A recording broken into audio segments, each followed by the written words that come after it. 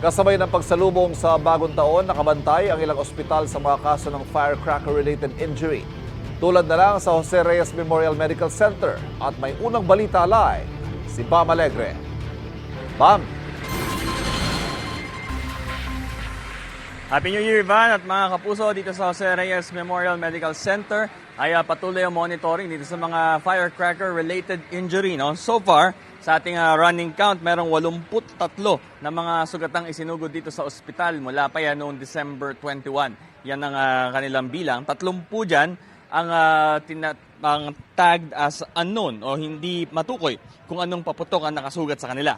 10 ang nasugatan dahil sa 5-star o triangulo, 8 sa King Kong at 6 sa whistle bomb.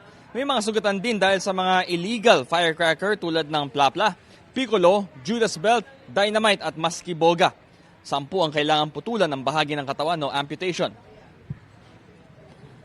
Habang mahigit 50 ang nagtamo ng blast burn o mga lapnos at sugat dahil sa paputok. Mahigit 20 naman ang nakaranas ng eye injury. Sa parehong time frame, noong nakaraang taon, mahigit 50 na ang firecracker-related injury matapos ang 12 a.m. ng last year yan. Ngayon, nasa mahigit 34 ang naitatala mula pasado hating gabi. Sana hindi na madagdagan pa.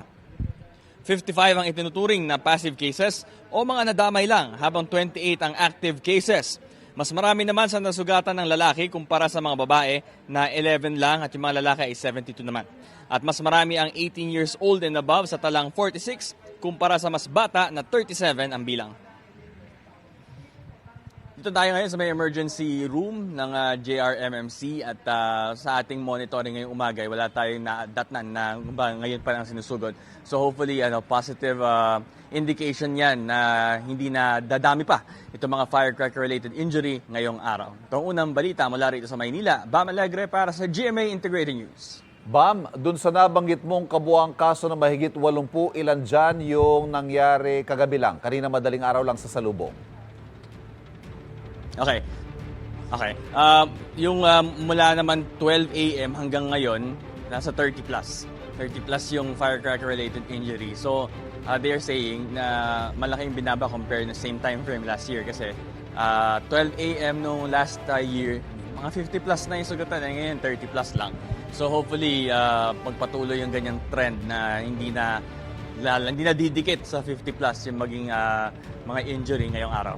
Okay. Ulitin lamang natin yung paalala natin, lalo na sa mga bata. Huwag mamumulot dahil maraming mga hindi pumutok na posible pang pumutok kapag inyong pinaglaruan. Maraming salamat sa iyo, Bam Alegre.